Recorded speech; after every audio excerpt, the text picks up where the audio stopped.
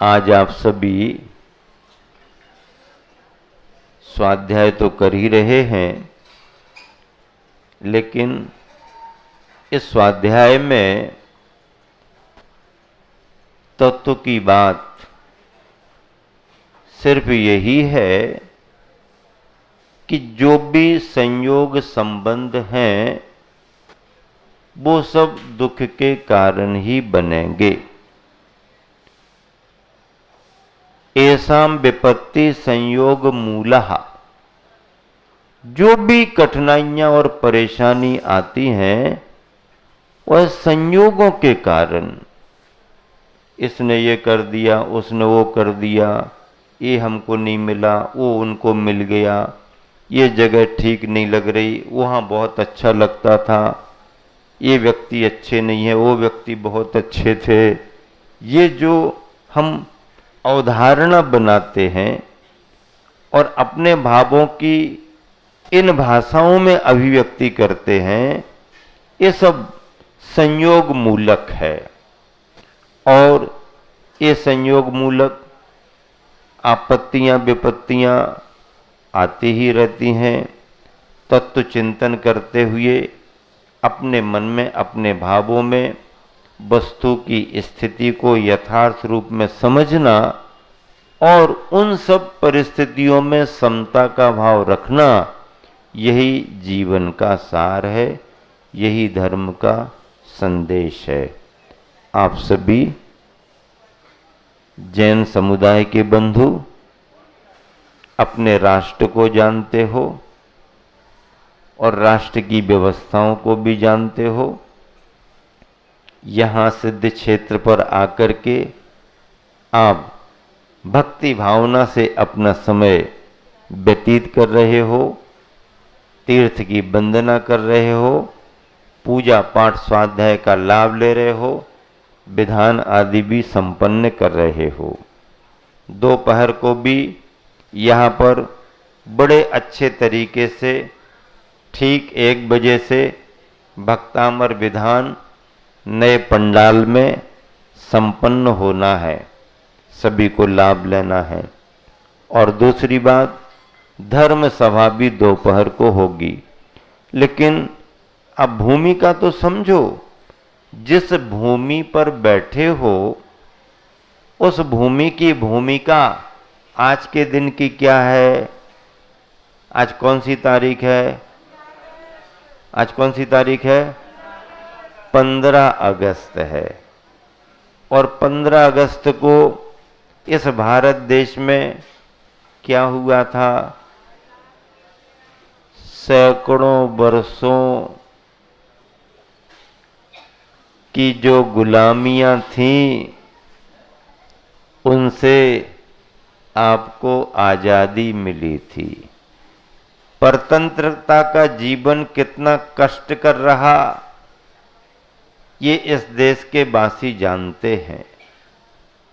और जो जो कष्ट अनुभव हुए, कितना धर्म लुटा, कितना धन लुटा, कितनी संपदा लुटी, कितना सांस्कृतिक क्षरण हुआ, ये अपने देश का इतिहास बतलाता है। परिणाम क्या निकला? जब परेशानियां बहुत बढ़ने लगीं, बहुत सारे बंधन डाले जाने लगे, तो स्वतंत्रता का बोध होने लगा, अपने अस्तित्व का बोध होने लगा। और कितना दबें, और कितना दबें, और कितना दबें। थोड़ा दबाव व्यक्ति सहन कर लेता, पचा लेता। जब किसी पर ज्यादा दबाव बनाया जाए तो ज्यादा दबाव से फिर व्यक्ति नीचे से ऊपर उठना चाहता है। कहते ना, भैया पानी घुटनों तक तो ठीक है, कमर तक भी ठीक है, यहां तक भी ठीक है, अब वो पानी तो कहां से ऊपर होने लगा? पानी तो मुख और नाक से निकल करके सर के ऊपर होने लगा। क्या मुख और नाक को पार करके सर के ऊपर होने लगा। जब सर के ऊपर पानी होने लगा तो फिर हमने अपनी ताकत दिखा दी। जब भारतीय देशवासियों पर सर के ऊपर पानी होने लगा, ऐसा लगने लगा, तो देशवासी जागने लगे। क्या होने लगा? देशवासी जागने लगे और स्वतंत्रता की चिंगारी निकलने लगी। 1857 में पहली क्रांति घटित हुई। मंगल पांडे ने सूत्रधार कर दिया और 1857 से जो क्रांति आगे बढ़ी तो देश को आजाद होने में कितना समय लग गया? 90 बरस लग गए। 1947 में जाकर के घोषणा हुई कि तुम्हारा देश अब स्वतंत्र है, तुम्हारा देश स्वतंत्र है। देशवासियों को नारा दे दिया गया, घबराओ मत, चिंता मत करो, स्वतंत्रता हमारा जन्म सिद्ध अधिकार है, अब हम परतंत्र नहीं रहेंगे। विदेशियों ने आकर के इस देश पर शासन किया। हजारों वर्षों विदेशियों का शासन रहा। पहले ये आए, वो आए, मुगल आए, फिर अंग्रेज आए, ईस्ट इंडिया कंपनी की स्थापना कर ली। थोड़ा सा व्यापार करें क्या आपके यहां पर? क्या कर सकते? क्या व्यापार करने में क्या बाधा है? अब व्यापार करने की परमिशन दी, बढ़ते गए, पूरे देश पर कब्जा कर लिया। हां, कब्जा कर लिया। फिर हमारा माल, हमारी संपदा बाहर जाने लगी, हमें कुछ नहीं मिलता था। मेहनत मजूरी तुम करो और मालामाल दूसरे होंगे, मेहनत मजूरी तुमको मिलेगी। हमारे सारे संसाधनों का उपयोग विदेशी करने लगे। हमारे यहाँ का खनिज पूरा का पूरा बाहर जाने लगा। हमारे यहाँ की संपदा विदेशों में जाने लगी। एक बहुत अच्छी किताब निकली है, अजैन व्यक्ति ने लिखी। हमारे गुरुवर आचार्य श्री उस किताब को बहुत पसंद करते थे, बहुत पसंद करते थे। हम लोगों को पढ़ने के लिए दी थी और उसका प्रकाशन करवा के बहुत सारे अच्छे अच्छे प्रबुद्ध विचारकों को आचार्य श्री ने प्रदान कराई। नाम क्या था? सोने की चिड़िया और अंग्रेज लुटेरे। सोने की चिड़िया और अंग्रेज लुटेरे। इस देश को सोने की चिड़िया कहा जाता था। और जब सोने की चिड़िया पर नजर गई तो सोने की चिड़िया को लूटने वाले लुटेरे कौन रहे? अंग्रेज लुटेरे रहे। उस समय के ऐसे ऐसे तथ्य उस पुस्तक में दिए गए हैं कि लेखक ने कितनी मेहनत की होगी, कैसे किस परिश्रम से वो किताब तैयार की।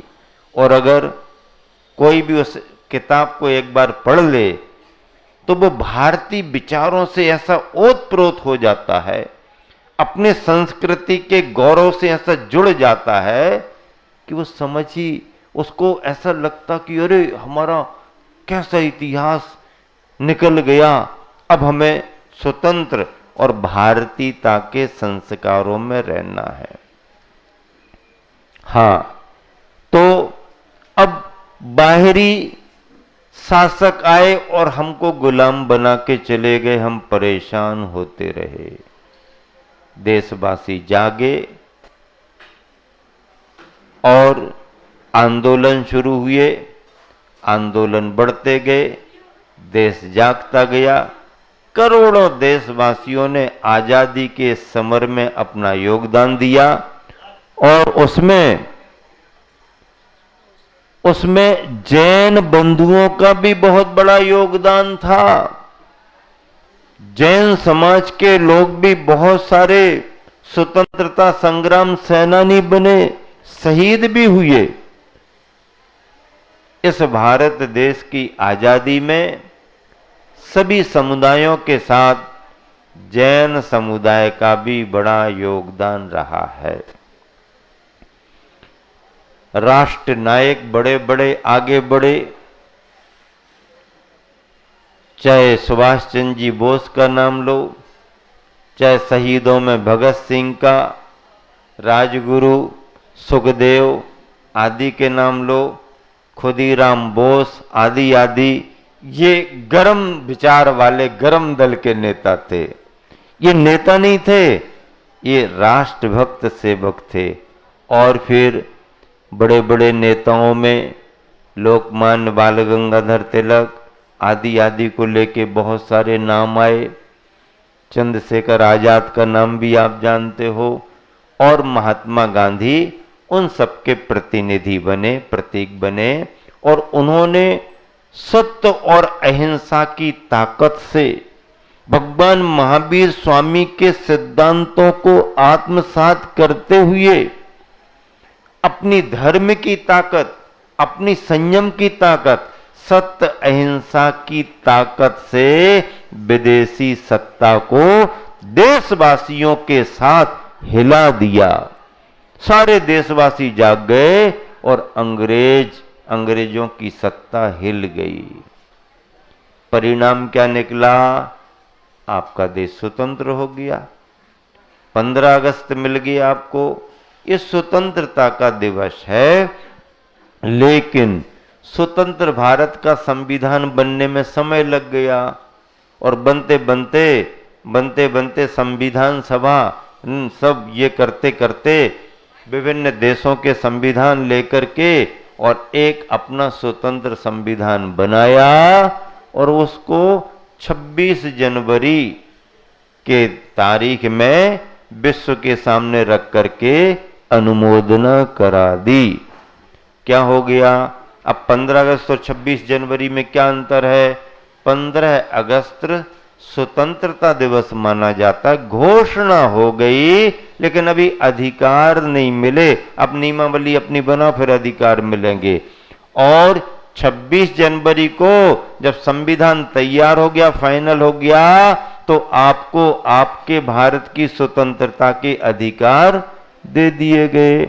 हम तो इसको धर्म के क्षेत्र में ऐसा कहते हैं, 15 अगस्त का मतलब है अरहंत भगवान बनना, और 26 जनवरी का मतलब है सिद्ध भगवान बनना। अरहंत और सिद्ध में क्या अंतर है?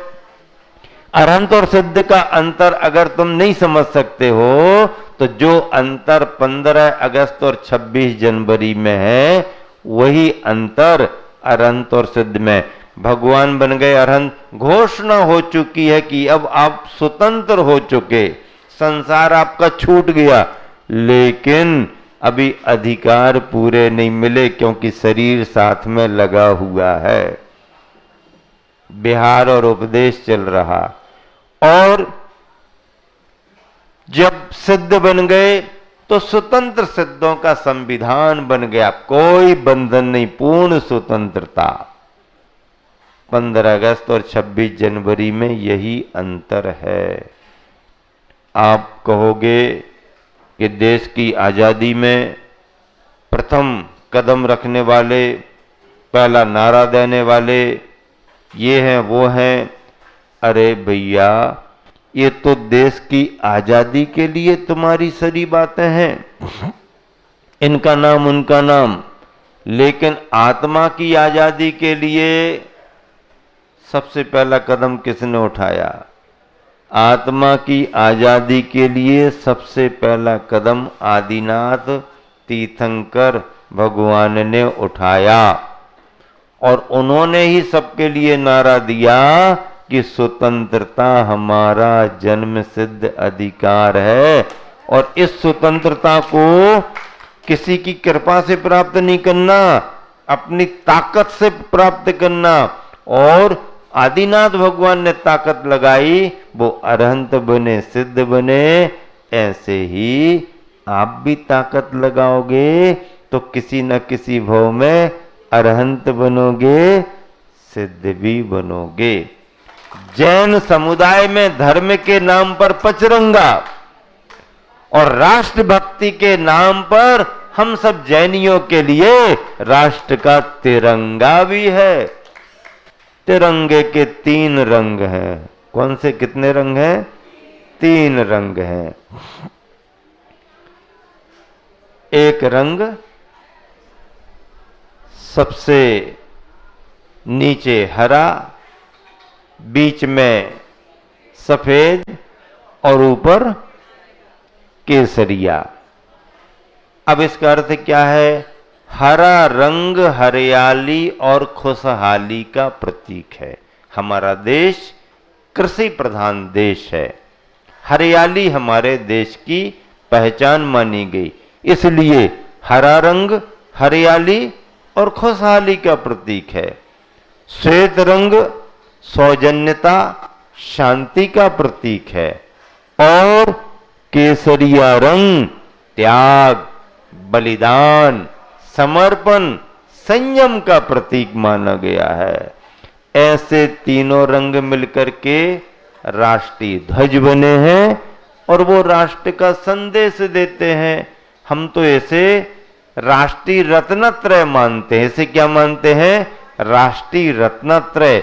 जिस राष्ट्र की भावनाओं में हरियाली खुशहाली भरी हुई हो, जिस राष्ट्र की भावना में शांति सौजन्य समाहित हो और जिस राष्ट्र की भावना में त्याग और बलिदान का संदेश हो, और राष्ट्रीय ध्वज रत्नत्रय का ध्वज माना जाएगा।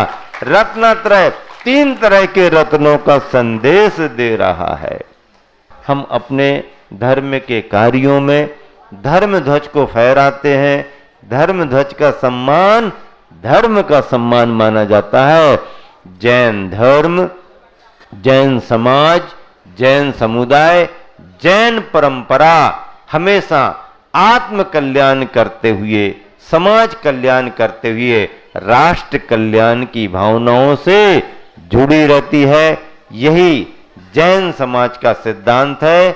समरसता, सौजन्यता, सौहार्दता, राष्ट्र की एकता और अखंडता में जैन ही हमेशा सहयोग देता रहता है और आगे भी यही व्यवहार और विचार जैन समुदाय का राष्ट्रीय भावनाओं से निरंतर आगे बढ़ता रहेगा। इसी शुभ भावना से समय को देख करके विराम दे रहा।